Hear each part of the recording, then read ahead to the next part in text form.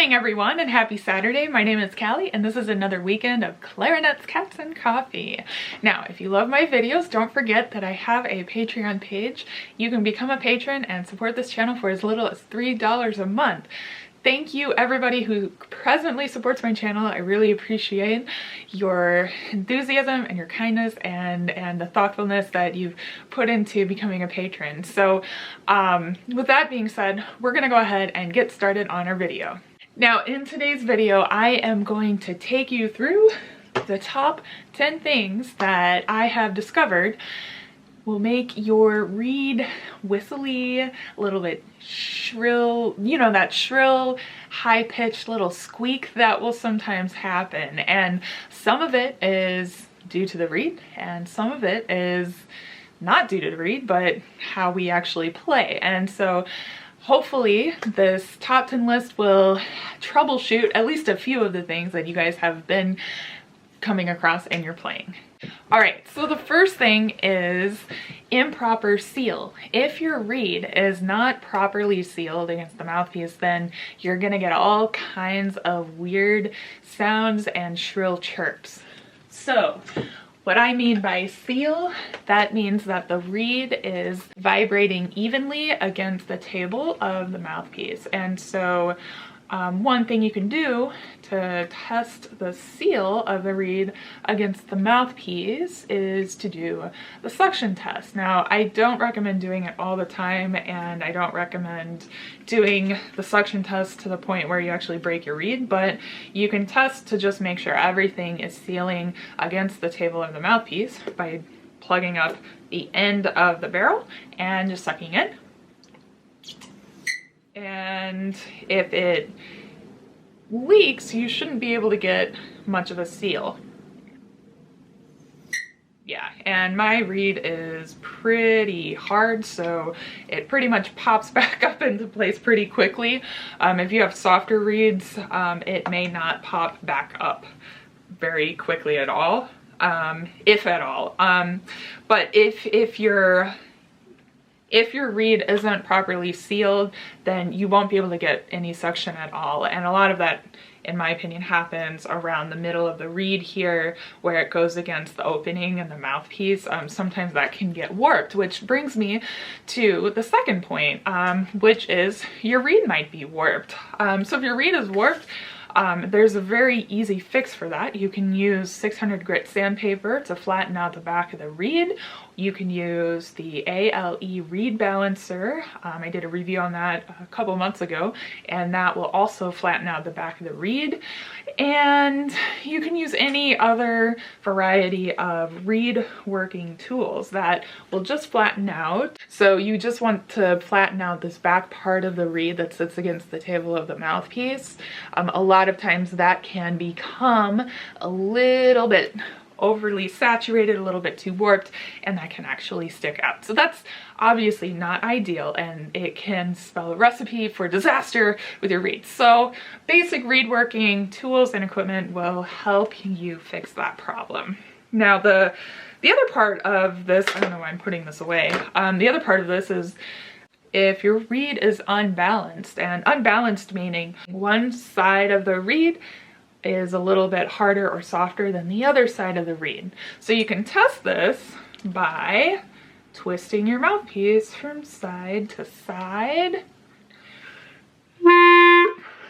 So I twist it like this to close off this side of the reed, which will leave this side of the reed vibrating. And then I twist it this way to close off this side of the reed, leaving this side vibrating.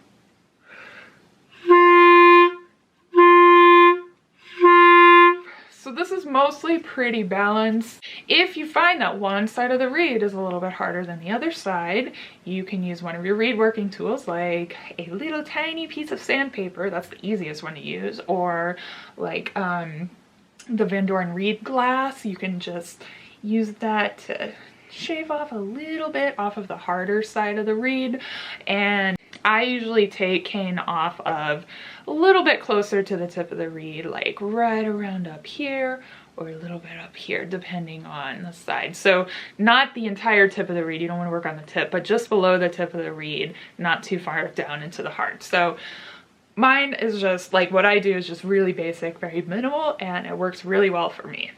Now I have some videos on how to work on reeds, so if you're looking for more detailed tips on how to work on the reeds, you should check those out.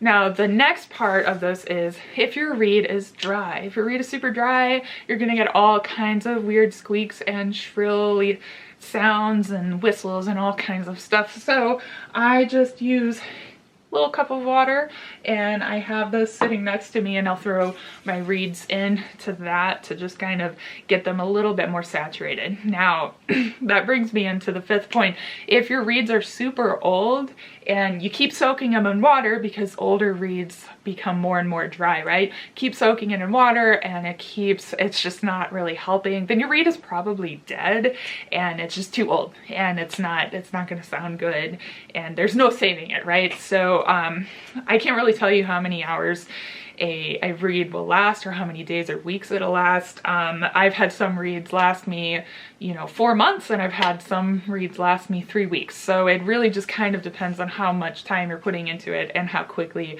they deteriorate based on the weather, the climate, your saliva, all of that stuff. So if your reed is old and soaking it helps, then by all means do that. But there may be a point where you'll just have to throw it in the trash.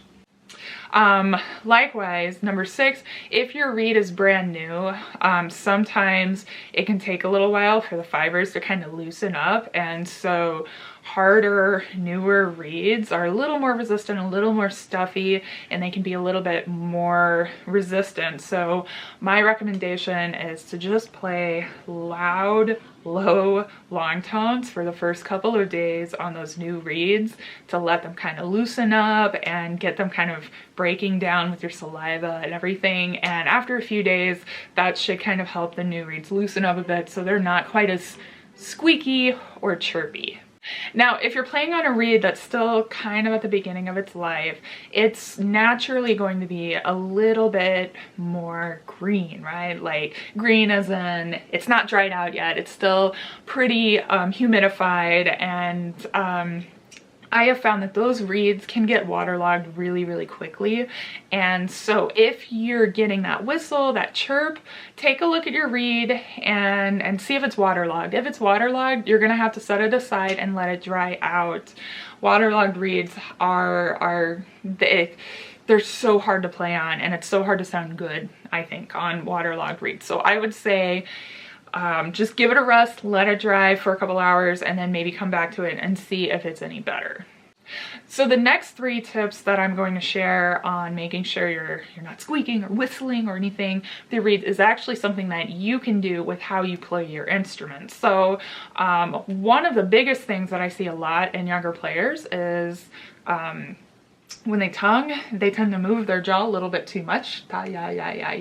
When you're doing that, you're actually you're changing, right, the pressure of the jaw on the reed, and that's going to cause all kinds of weird problems, not only with your articulation and sound, but also with how the reed vibrates. So my recommendation is to reassess your articulation. And if you find that you're someone who tends to move their jaw, so you can actually see a person's jaw moving subtly. You could watch yourself in the mirror or record yourself doing an articulated passage. You can also see their throat moving too if they're doing too much. So the way you fix that, besides just not moving your jaw, is to use less of your tongue. So just imagine moving the very front tip part of the tongue instead of the entire tongue to articulate. So if you imagine the very front tip part of the tongue against the very front tip part of the reed, you will be perfect. It'll be great. Now, if you're doing that and the issue still isn't resolved, the problem might be with your embouchure. So I would say make sure that your cheeks are vacuum sealed against your gums and your teeth.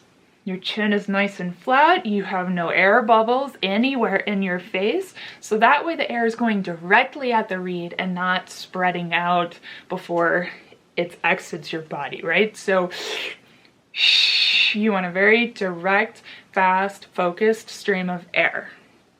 And then the last thing, if you're doing all these things and you're like, it's still sounding kind of funny, make sure that you're taking in enough mouthpiece for your particular mouthpiece.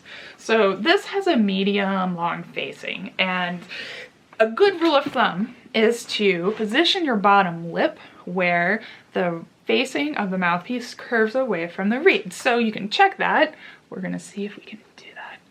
Oh, this is a little tough to see, but if you look at your reed mouthpiece sideways in the light, you can see that the tip of the mouthpiece and reed, there's a space, and if you follow that all the way down on my mouthpiece, that's about right here.